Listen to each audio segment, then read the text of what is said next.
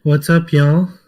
This is episode number 1 of what I guess we're calling Boys Talk Wrestling. BTW, BTW, BTW. I'm Colin, and I'm joined by... I'm Lamb.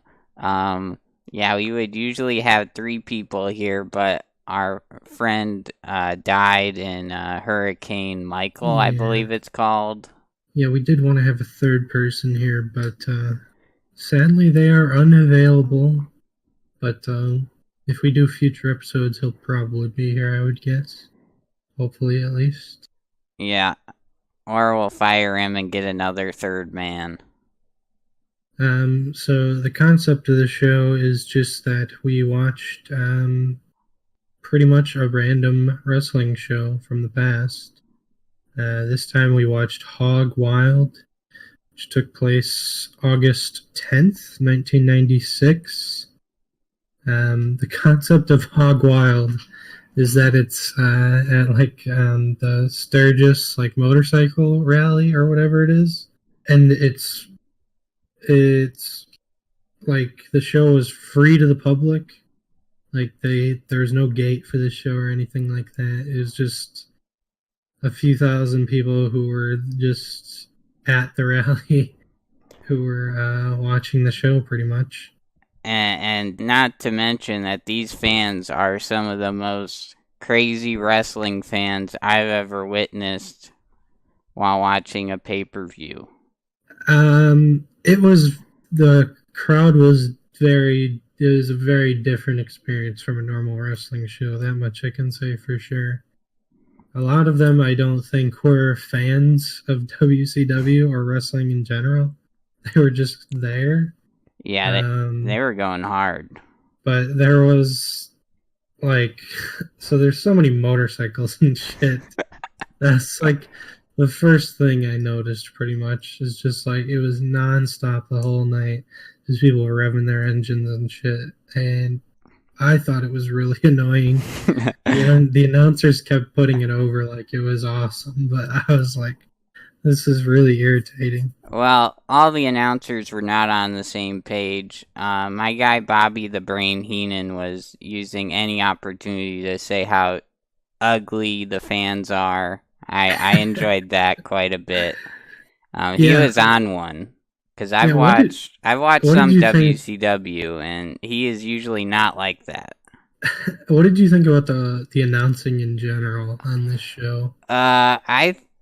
It was I don't know. I felt like Bobby the Brain was just playing a prank on everybody. Like he just did not give a fuck the whole time.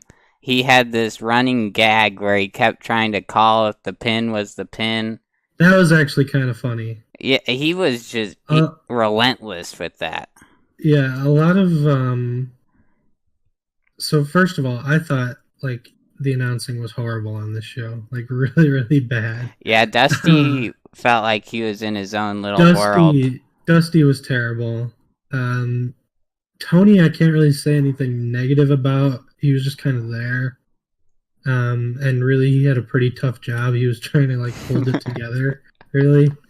And Bobby was not the normal Bobby the Brain Heenan, I thought. He was on one.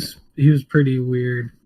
He did have some funny lines and stuff, but he kept repeating a lot of the same stuff the whole night. Yeah. I don't think he wanted to be there, honestly.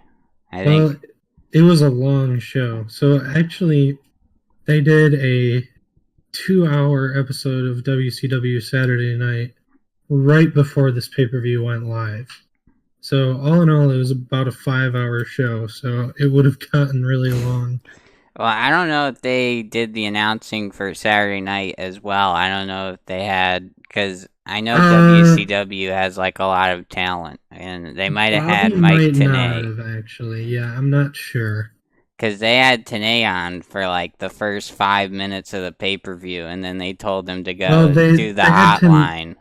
They had Tenay on for the Luchadors match, because that was Tenay's role back in the day.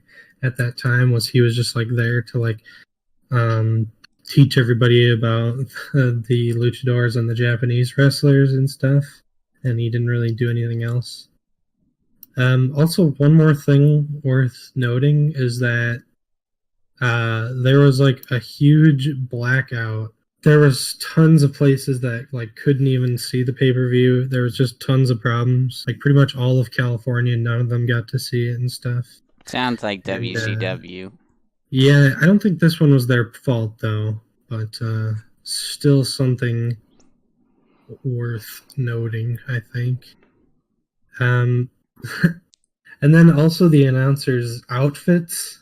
Oh yeah, they had to wear all this denim and leather jackets and anything else to look like a biker, I guess. And I wrote Tony Schiavone looks like such a dumbass. Yeah, he looked terrible. Dusty looked terrible. Schiavone looked horrible. He looked so stupid. They even made Mean Gene dress up like a dumbass. Like I thought that was messed up. I wasn't sure actually who was worse between Mean Gene and Tony. They both looked really, really stupid. Dusty, I actually thought kind of pulled it off, maybe just because he's Dusty. But yeah, Tony and Gene, I felt bad for them. They looked so stupid. Yeah, and I'll even show a picture of them at the end of the night, because it looked... I mean, it got worse as the night went on as far as how they looked. I mean, you got...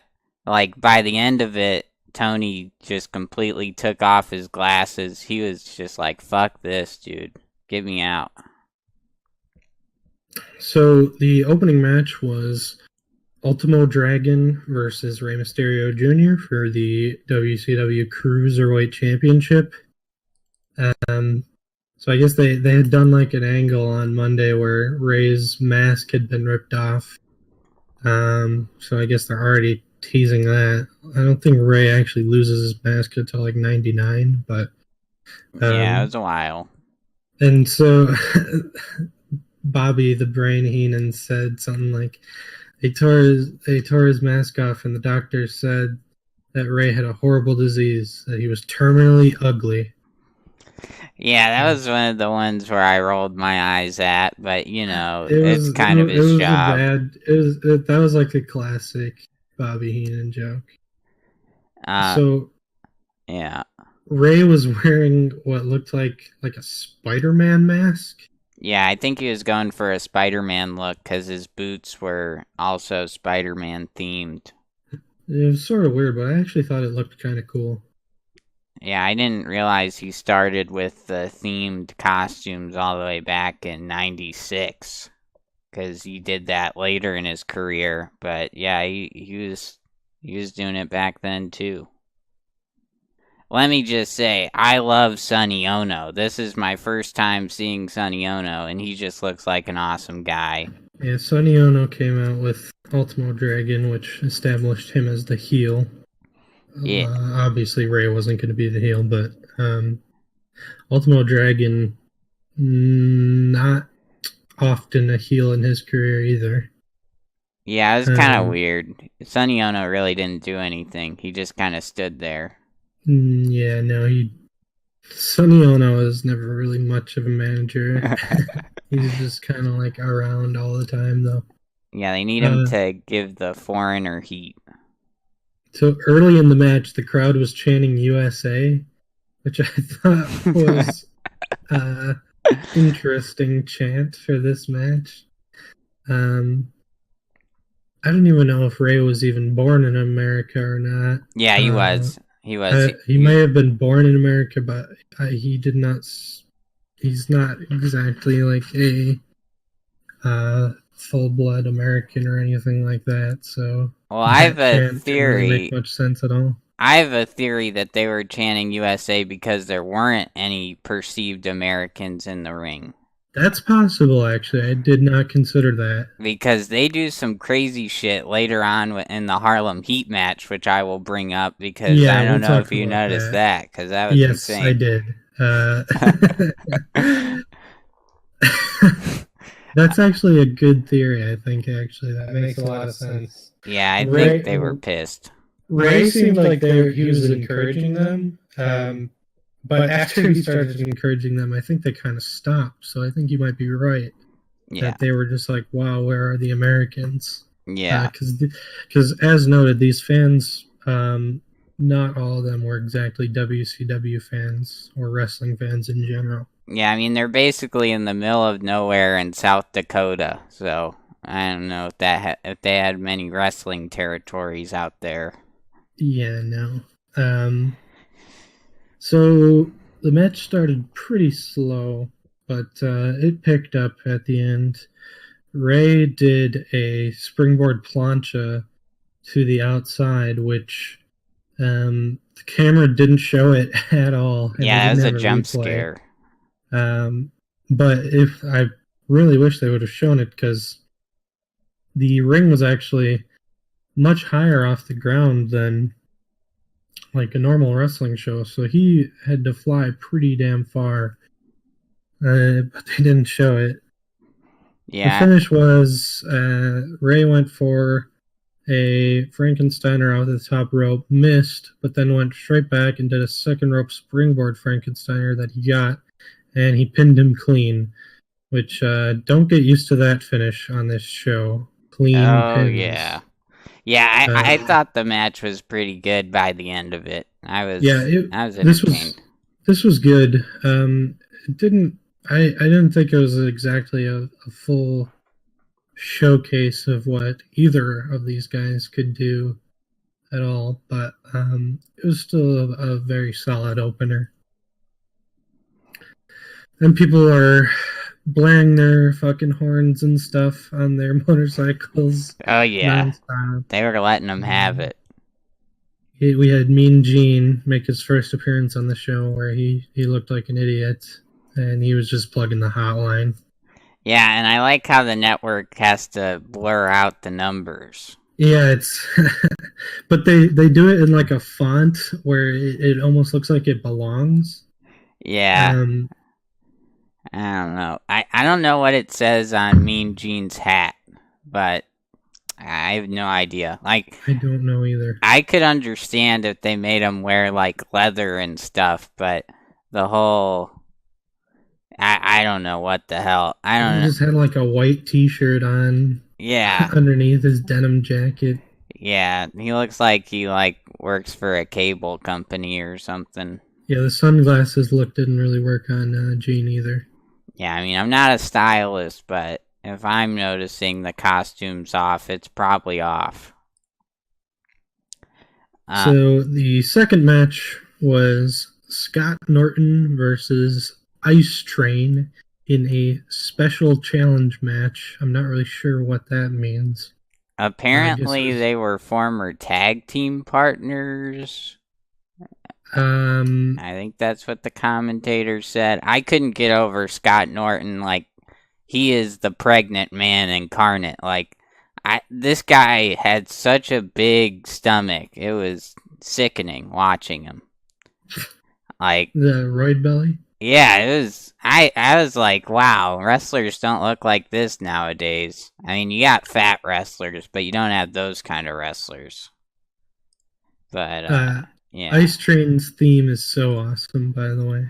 Yeah, I liked Eyetrain. I was pulling for him during the match. Apparently, he got beat up by someone before the match. He was beat up by the Giant, I believe it was, on Nitro. Yeah. So he had his whole torso, arms all taped up, and not taped up very well. And Norton just punched at it the entire match. This match pretty much sucked. It was kind of like a squash match, really. And Norton was just beating up on his bandages and whatnot, and yeah, Eyetrain started retaliating, but then his bandages fell off, and I think the straps on his singlet also fell off. So he's like this mummy guy just kind of running through the ring. He got a good comeback in, though, and I thought he was going to win, but then, yeah, Scott Norton just decided to lay on his arm. I even though Scott Norton took almost the entire match, I I had no doubts in my mind that he was going to be winning. Ice Train was pretty much a jobber in his WCW career. Also, I wrote that Dusty said the word Sonerico at some point. Yeah. And like he didn't stop or correct himself or anything. It's just a dusty word, I guess. Yeah, I was like I kind of lost interest as the match went on. I just remember Ice Train got a really big hit in, and I kind of popped for that, but It was only about 5 minutes long, but short they and mostly sweet. just punched at each other. It wasn't very good at all. It was kind of nothing. Yeah, just a couple of fat guys brawling. So then the next thing was they showed clips of a very serious Ric Flair promo, and he was basically, I guess this is around the time when the NWO, which had just formed, by the way, a few weeks prior, or at least gotten the third man in Hulk Hogan. They had been going after Arn Anderson, and yeah, Ric Flair cut a really serious promo about his relationship with Arn, and I thought it was freaking amazing. It was like the best thing on the show, this promo. It kind of reminded me of T.O. talking about Tony Romo, Pretty much. except Seemed without like all the crying. it seemed like he was on the verge of tears a couple times though. Yeah, he got into it. It definitely felt really authentic. So then the next thing they showed was a commercial Oh yeah. showing the merch for the show, and for only $89.95, Yeah, you can you get a can denim. buy the denim Hogwild jacket. I was flabbergasted.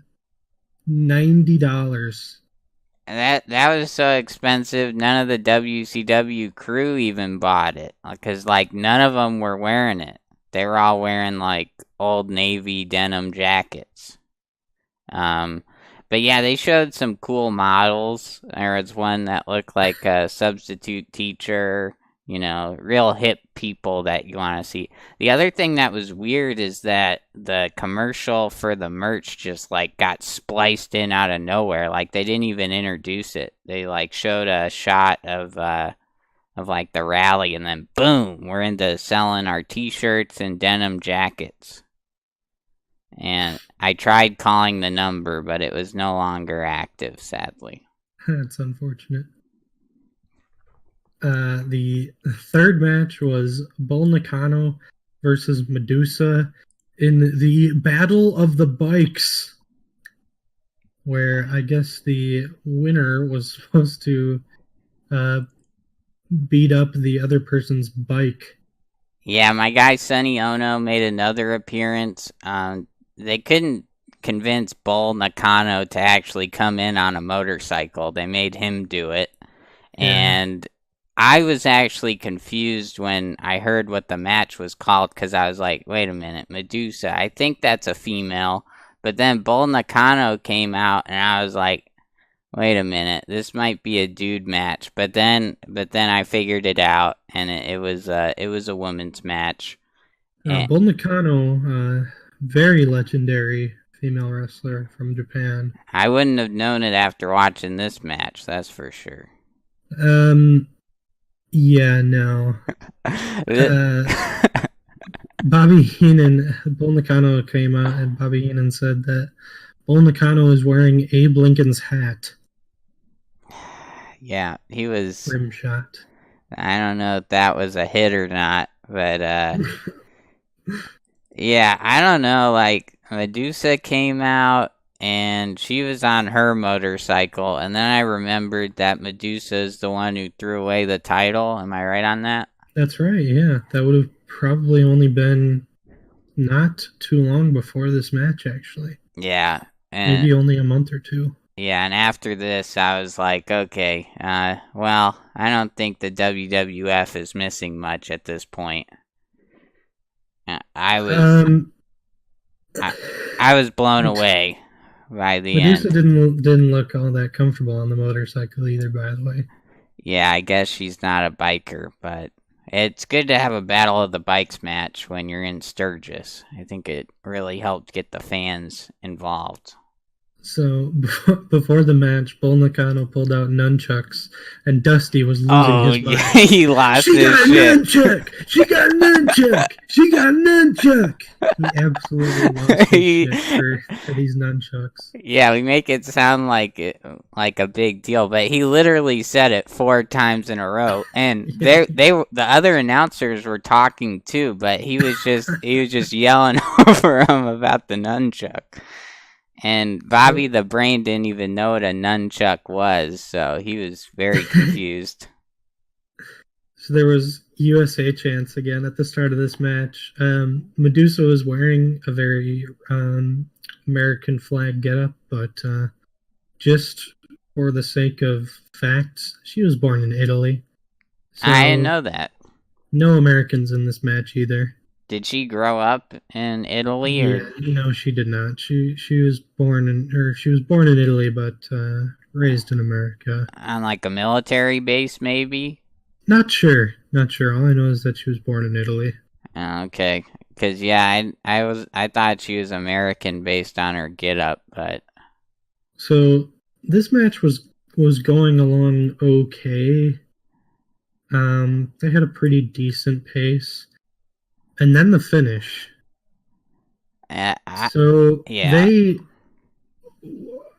not entirely sure what happened here, but they tried to do the finishing sequence multiple times, and I'm not exactly sure who was at fault. If it was just the ref, if it was like, I don't know what happened, but basically, Bull Nakano did like a suplex into a bridge, and you're supposed to see that Medusa very, very clearly got her arm up, but the ref counted 3 anyways.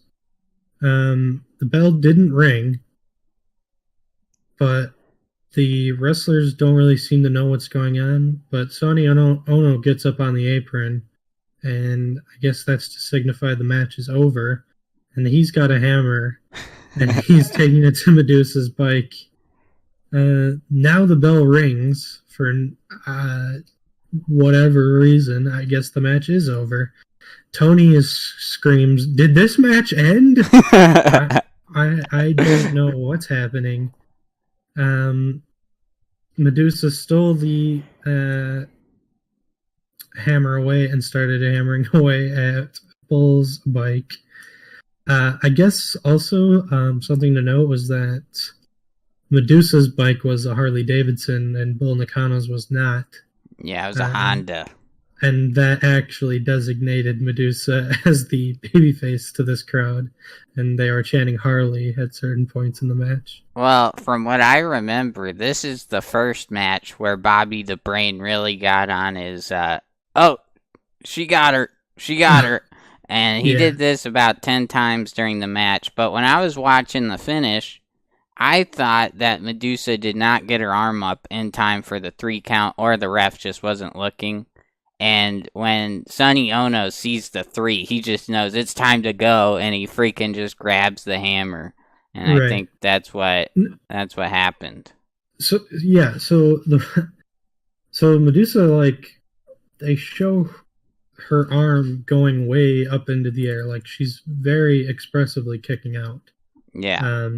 But the ref counted 3, and he was all like, "That's it." But there was no bell or anything, so I was like, what just happened? So then while they're like beating up the bike, Tony goes, "Oh, you know what? Actually, Bull Nakano's shoulders were down." Yeah, and that was so just I guess that BS. was how they explained it away. But I do not believe that was how it was supposed to go. Is that, oh, Bull Nakano's shoulders were down. Yeah, and also the thing that was weird about the match is that throughout the whole match, nobody ever explained that the winner gets to destroy the bikes. I just thought that they came in on bikes, and that was the end of it. Yeah, they when the match was coming out, they were like, "It's the battle of the bikes," and I had no idea what that was supposed to mean. Yeah, I was super confused. And then also when Medusa's swinging at the bike, she nearly hits the camera guy at least 5 times. Like, the camera dude's getting all close with the steady cam, and she's like swinging back. She doesn't care at all, and she's not even doing any damage to the bike. Like, she peels off maybe like 3 pieces, and then one of the announcers was like, "Yeah, that's plastic." Because they were putting over that it's not an American bike, and yeah, it was very sloppy. I was very confused by the end. Oh, the ending was just a total mess. Yeah. Next, it was another commercial for the hotline, and Rick and Scott Steiner were shown, and Rick Steiner's pretending he's playing a game or something, I guess. Oh yeah. Yeah. He's like pretending he's in an airplane or something, and Scott is just looking at him like, "Are you stupid?" or something, and then like he picks up eventually that he's pretending he's playing a game, I guess, and he's like, "Oh, you're playing one of those games," and then they go back to the announcers, and Dusty's like, "He playing one of them games." Yeah, Dusty was the only one who got the clue. It was like they're all playing like Pictionary or whatever, and I don't know, charades. They were playing charades, yeah, right. and yeah, so trying to figure out what the hell Scott or Rick Steiner was up to. Yeah, Rick was definitely. You can't even. I don't know if he did have any sort of like mouse there or anything, but it just looked like he was playing with himself on the table. Yeah, he wasn't doing it. And he was like doing that classic video game commercial where he like swings in his chair. He's moving left to right, yeah. Yeah, he was getting into it. And honestly, whenever I see Scott Steiner from this time period, I'm convinced that like aliens came to Earth and kidnapped him because he looks nothing like the Scott Steiner that I know. Yeah, and it'll be like less than 2 years before he's full on, Scott Steiner. Yeah, but they're still doing the dog routine and everything. Like Rick Steiner hasn't aged a bit. So then, the next match. Chris Benoit versus Dean Malenko. Oh, God. There is a lot to say about this match. Benoit came out with Nancy and Miss Elizabeth. Chris Benoit at this point is a member of the Four Horsemen. Yeah, Chris Benoit and the hose. I wrote... At this point, I've started to mostly tune Dusty out, which probably was for the best.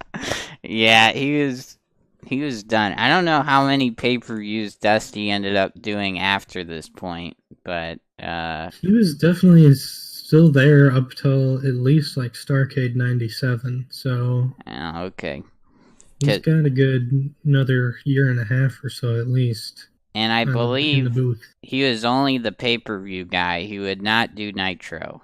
I don't think he did Nitro either. What a gig.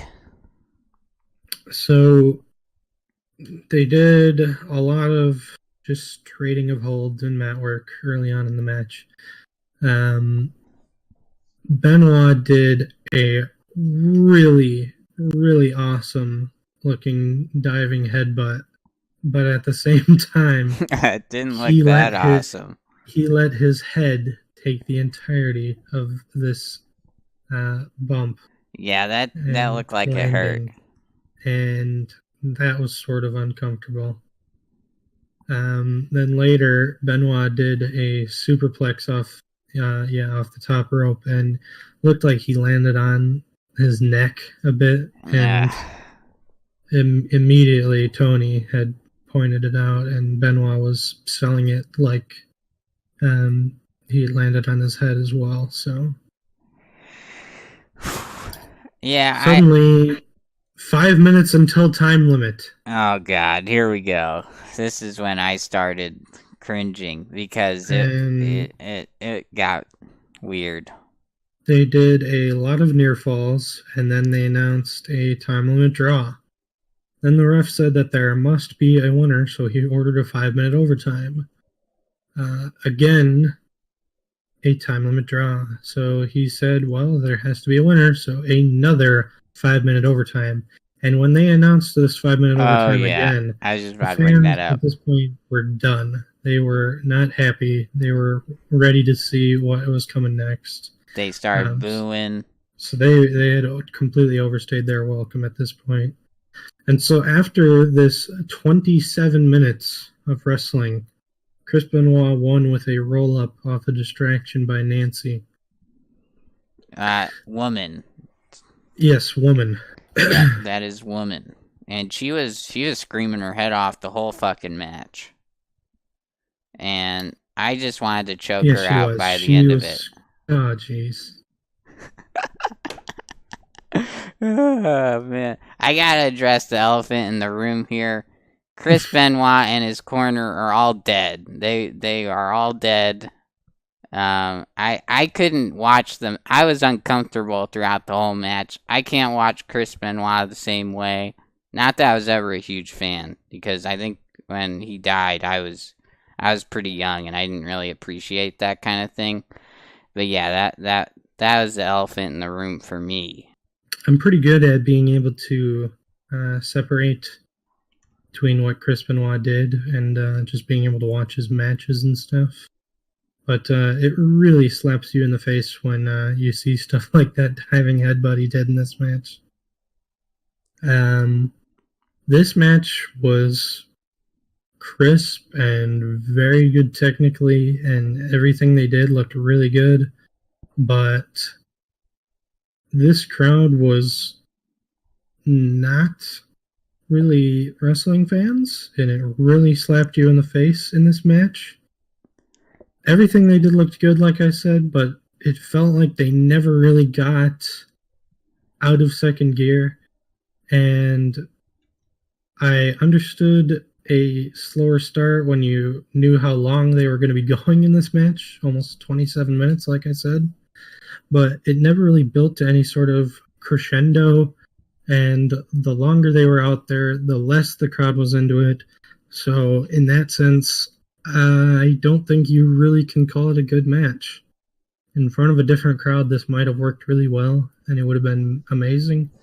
But on this night, it's hard to call this a good match. I think the finish was trash.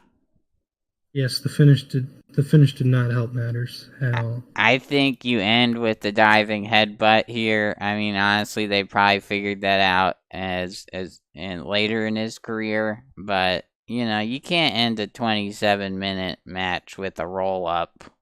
Like, have him cheat before the overtime if that's how you're gonna do it. I thought that was really underwhelming. Yeah. So then the sun is starting to go down at this point, which makes for a bit of a different look on things. The next match was Harlem Heat versus the Steiner brothers for the WCW Tag Team titles.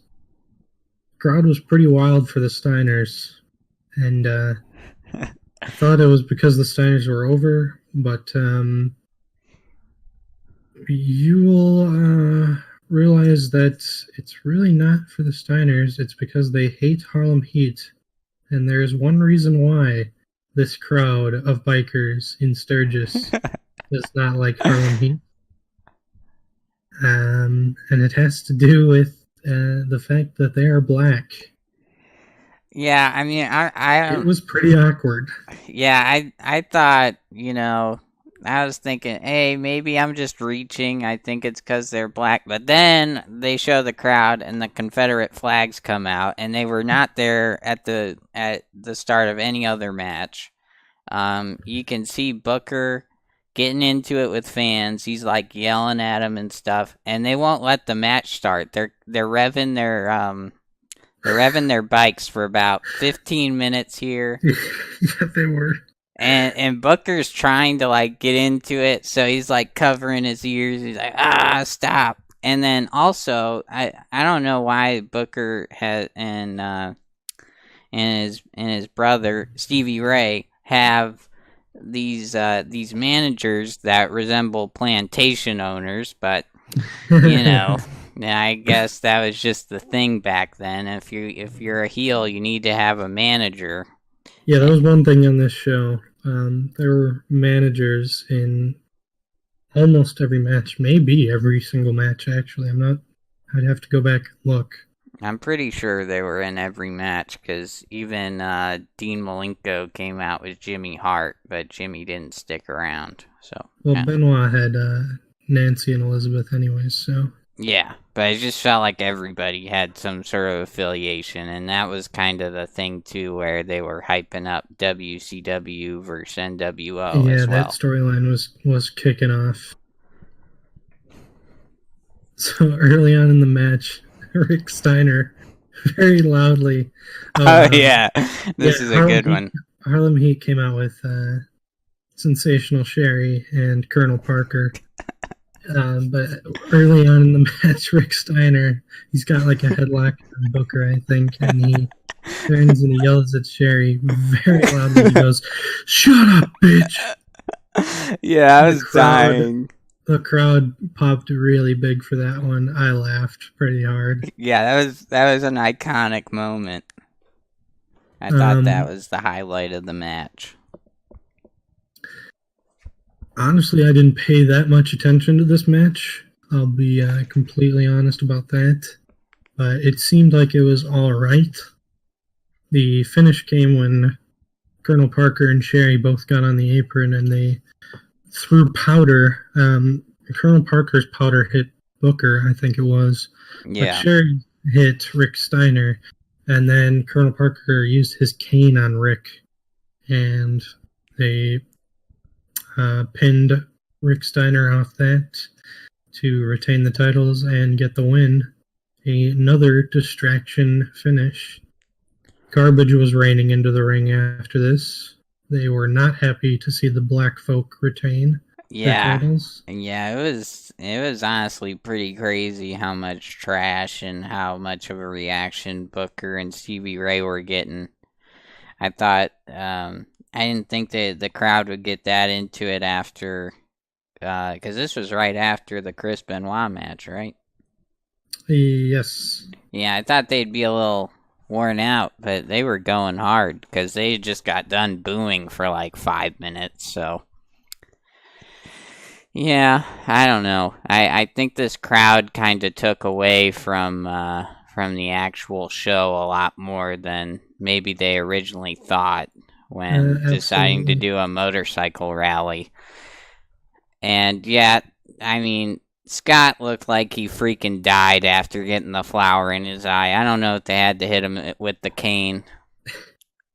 The cane like broke in half as well, which was pretty cool, I guess. Yeah, I don't even know if that was like a cane that they already loosened up a little bit, or if like Colonel Parker was just like fuck it and just hit him real good in the head.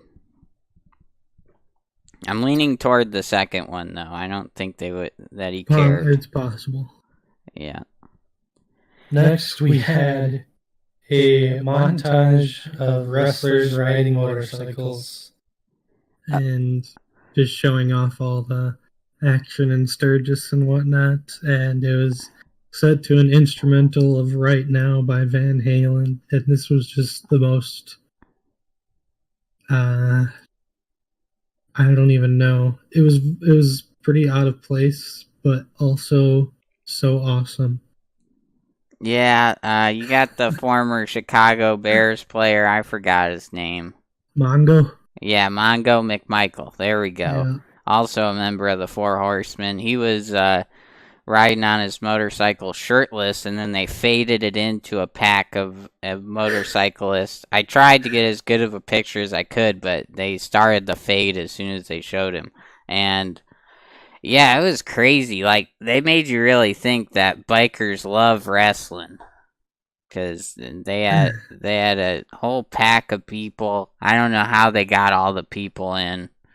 If they had like a casting call or something. But But yeah, probably. interesting faces. I can't remember. I think it was this montage. Yeah. It's a dude completely, and he's just in a leopard. I don't know what you would call that. A leopard speedo, maybe. Yeah. Just riding through, and I don't know if biker culture was really that big at this point, but WCW wanted you to think it was. Because, I mean, they made you think there was that... a Santa Claus biker as well. Yeah, they made you think biking was the coolest thing in the world after this montage. Or the lamest thing in the world, depending on how you took it. Yeah, I mean, I was like, this is... I don't think I'm going to Sturgis anytime soon.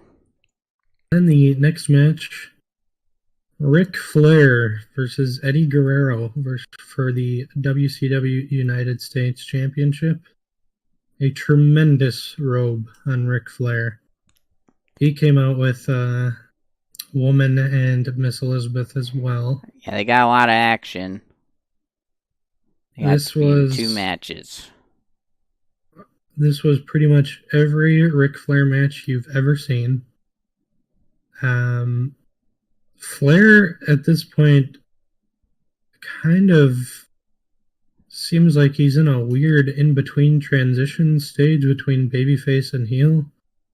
The promo that he cut earlier in the show about the attack on Arn and all that was very clearly a babyface deal, but there's still he's very heelish here, coming out with these two valets who are distracting and whatnot, and they play a role in the finish as well.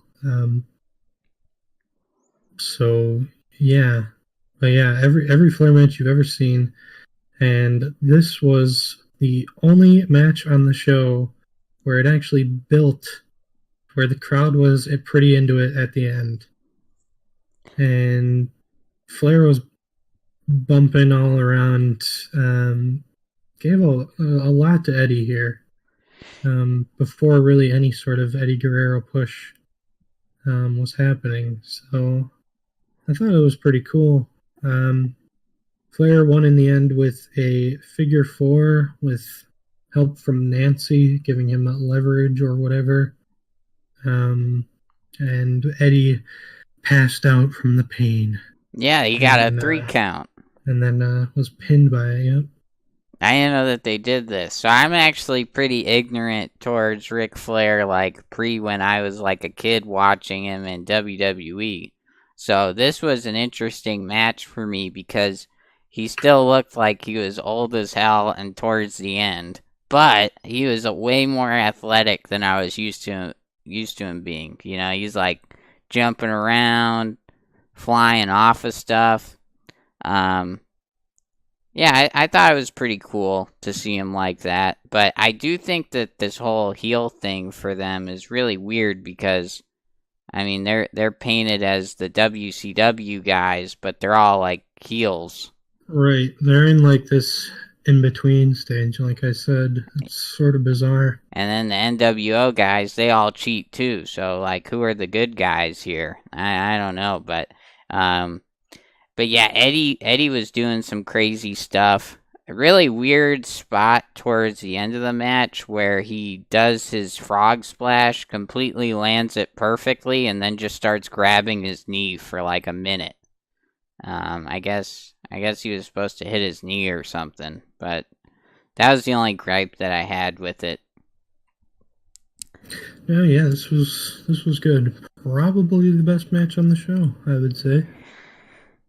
I gotta say the Battle of the Bikes was a little bit better. Battle of the Bikes. Just as a spectacle, I think it was a little bit better. But yeah, I liked it. Another screwy finish, by the way, in case you're keeping track of that. Yeah, I didn't think they really needed it. I think he could have just passed out from a regular figure 4. Yeah, I suppose. I guess they just wanted to give Eddie something, but Rick is turning babyface here, it appears, so it doesn't really make sense for him to win this match, except for the whole he's the dirtiest player in the game, where it's still sort of a babyface gimmick, despite the fact that he cheats. I wasn't really sure because we didn't watch Nitro or anything leading up to this what Eddie's character is like, because he was going for some poking eyes. He has no character. He was taunting a little bit. He did the signature Ric Flair strut at one point.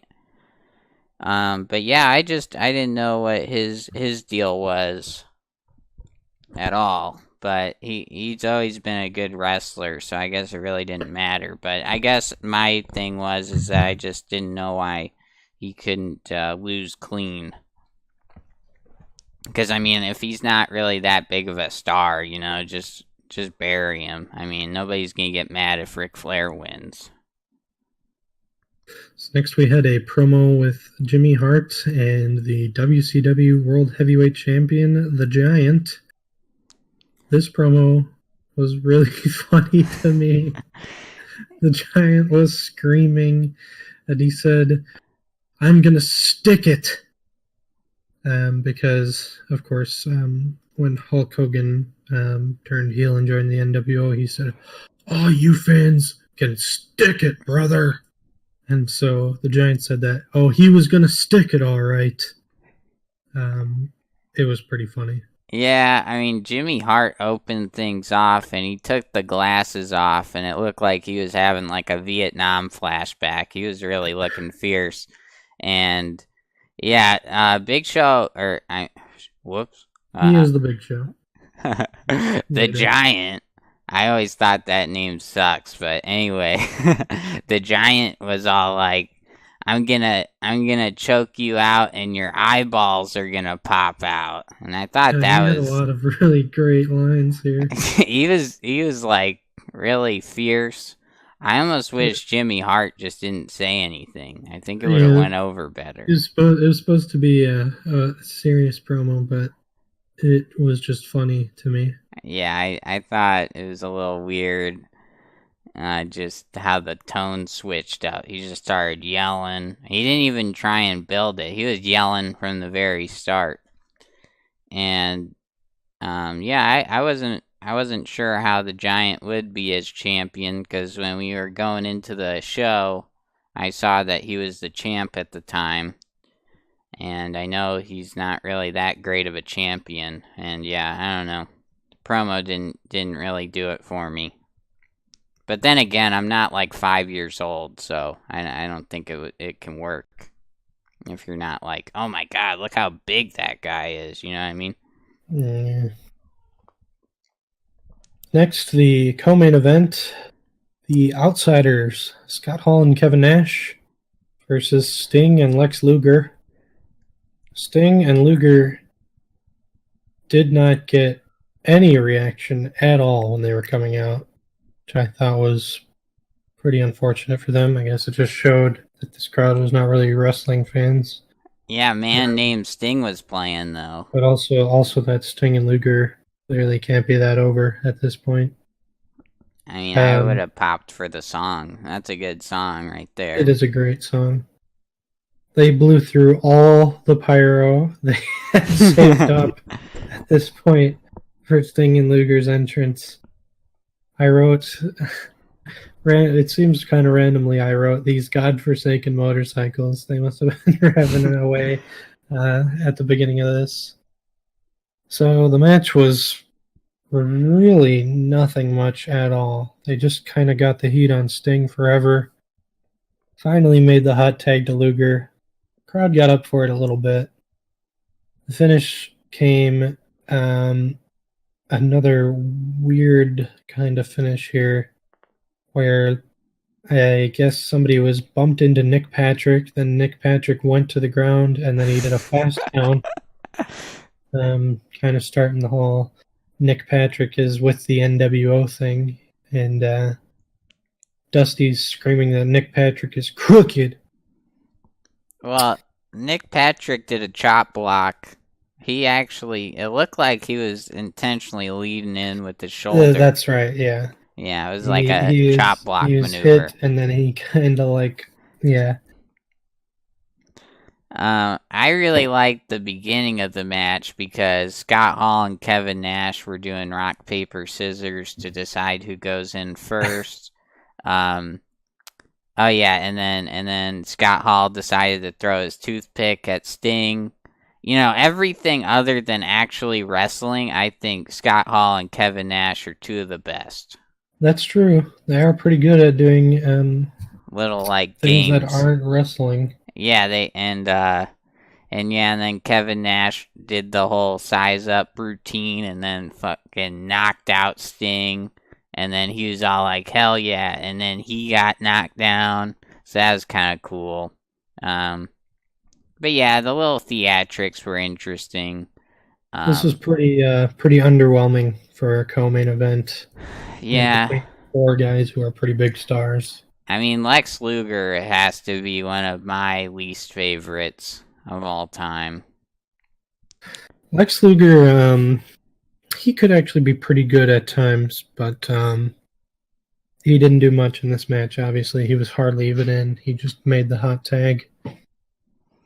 Yeah, and also Sting could have broke up the Nick Patrick antics, but he was too busy giving a scorpion sharpshooter or whatever. That's right. At the end, Sting had the scorpion deathlock on the outside, and Luger had the torture rack on the inside, and that led into the finish somehow.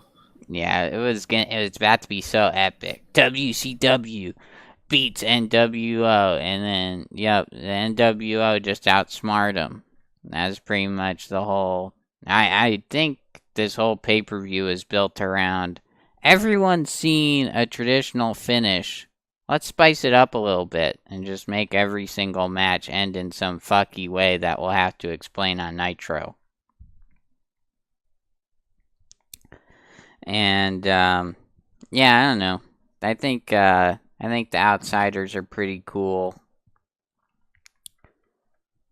You think the Outsiders are pretty cool, you said? Yeah, there's some cool guys. Oh, yeah, they're totally cool, man. Yeah, I mean, I was just like, oh, man, these guys are way cooler than me. I'm going to cheer them on. I'm going to buy an NWO shirt. They are the definition of cool. Yeah, I think they're two quality stand-up dudes. So Michael Buffer was in the ring to announce the main event and do his whole spiel. And the crowd didn't know everybody on this show, but they were definitely ready to rumble when Michael Buffer asked them if they were. They should just have had Michael Buffer do the whole show. Like, that would have been an easy way to get the crowd to yell and I could tell Michael Buffer was so pissed that they all had motorcycles. He's like, yeah, he was. They were revving away during his entire introductions and whatnot, and he was just powering through it. Yeah, he was like, oh man, I really got to get my shit in, but these guys are pissing me off. So it was indeed time for the main event. It was Hollywood Hulk Hogan versus the WCW champion, the Giant, for the title, of course.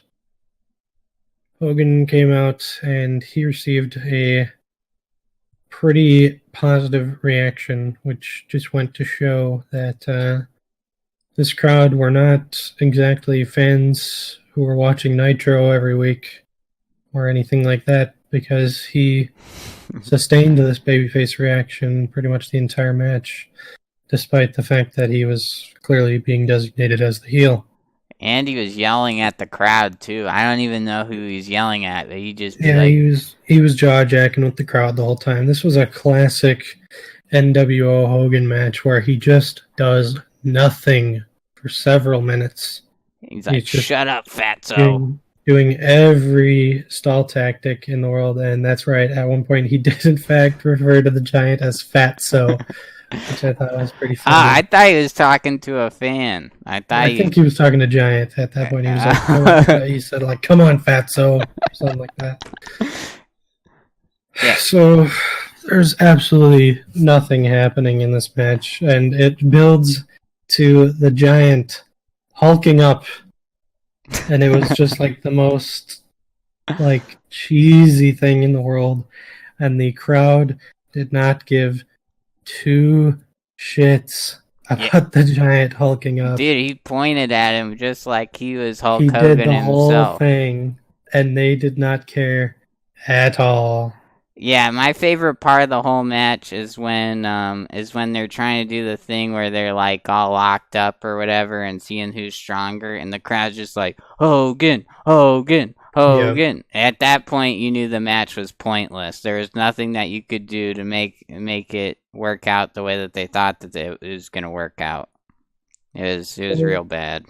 Hall and Nash came out and they got involved. The Giant got the better of them. But then a belt shot from Hogan. 1, 2, 3. New WCW champion, Hulk Hogan. And he will not be dropping that title for quite a while. Yeah, he got the best of that belt shot, and the Giant just kind of deflated. He just splatted on the ground. He would go on to lay there for about, 20 minutes. He laid still there for a long time. They didn't even... this post-match. I don't think they even went in on him anymore after that. I think they, spit on him, maybe. Yeah, no, they didn't do... They did not do much to him, and he was just made to lay there. Not too fun. And then the Booty Man came out. That's right. The post-match, the Booty Man, Brutus the Barber Beefcake, came out, and he was wearing an NWO shirt. They're teasing that he's the fourth man of the NWO. Just a fun fact real quick. The fourth member of the NWO was scheduled to debut on this card, and it was to be Sean Waltman, the 1-2-3 Kid, X-Pac. Oh, wow, I didn't even know that. However, WWF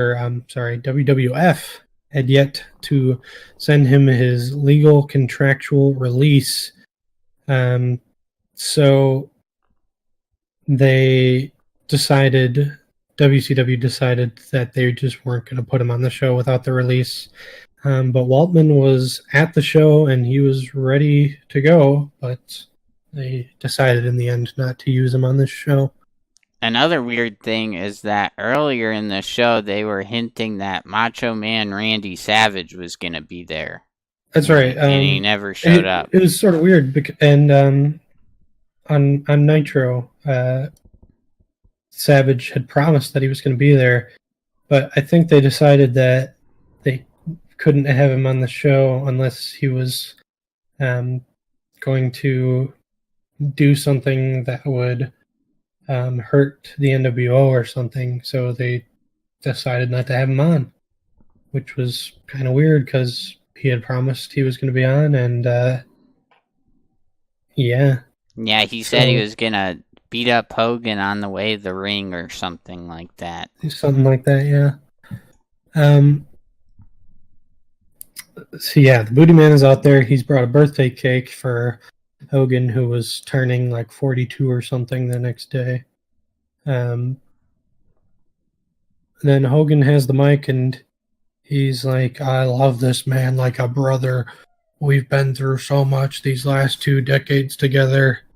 And he's talking about how this is all business and I don't let personal relationships get in the way of business. And then he was like, get him, fellas. So then Hall and Nash held him up, and Hogan started beating him up, and they beat the shit out of the Booty Man, and Hogan got the spray paint and spray painted NWO onto the title, and that was how the show ended. The announcers were like, what does this mean? What does this mean for WCW? And we were off.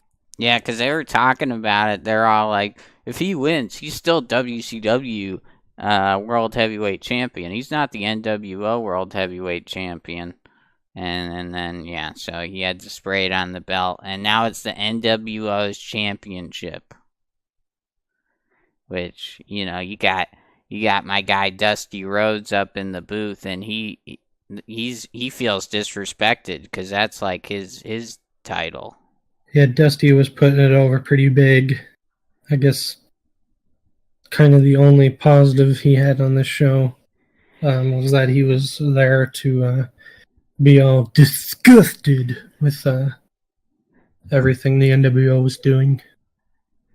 Yeah, and so that wrapped up about a 3-hour show, including little less than 3 hours, yeah. Yeah, 2 hours and 51 minutes of, and you know, there were like the little vignettes and whatnot in there. But all in all, I would say everything except for the main event is worth watching. Yeah, the main event was really, really bad. Even the co-main event. And it was another interference finish. I guess with this one it kind of had to be, since it was the whole NWO angle and whatnot. But it was just too many in a row. And yeah, overall, it's sort of hard to rate this show. I guess it was all right. I had a decent time watching it. But just so many terrible finishes that really took away from a lot of the matches. But overall, it was all right. Yeah, I would say the same thing pretty much. I couldn't imagine if I was like my age now watching it back then and being happy about it. But it's a cool relic of the past to watch and kind of laugh at a little bit. And, you know, you would think after this pay-per-view they would decide, maybe the whole motorcycle thing isn't the best for us as a wrestling company. But they would go on to do this for like 3 more years, I think. Yeah, this became a yearly tradition in WCW. I believe they did it all the way through 1999. Yeah, but all in all, I would say pretty decent. And I'm not really sure what pay-per-view we're going to watch next. Yeah, we haven't decided. But if for whatever reason you watch this and would like to comment, go ahead and comment 1. Yeah, comment 1. Yeah, and let us know what you think of this show. You probably haven't watched it, but I mean the show as in the Boys Talk Wrestling pilot episode. And yeah, next time we'll have someone else on in addition to both of us. Maybe even 2 more people, who knows. 4 is kind of a party. Much like how Hulk Hogan was the 3rd man of the NWO, we'll be revealing the 3rd man of Boys Talk Wrestling. And hopefully, on the next episode. Yeah, hopefully nobody throws trash in the ring after we do it, because I don't want to deal with that. Yeah, that'd be unfortunate. So, anyways, I guess we're wrapping it up. This was episode number 1 of Boys Talk Wrestling. Anything else you want to say, Lambert? I just wanted to say shout out to anyone who's made it to this point in the video, and shout out to the boys that couldn't be here tonight. You know how it is. Follow me on Twitter at OneLamb, on Twitch TV. Follow me on Twitch at OneLamb. And yeah, that's all my socials. Also, subscribe to the YouTube channel. And yeah, give me suggestions. All right, y'all. That's it. We will see you for episode number 2. Wait, Colin, what's your Twitter? My Twitter is at Colin7_. Yeah, you can follow there. Okay. Whatever else you want to do. Episode number 2 coming soon. See you for episode number 2. Bye-bye.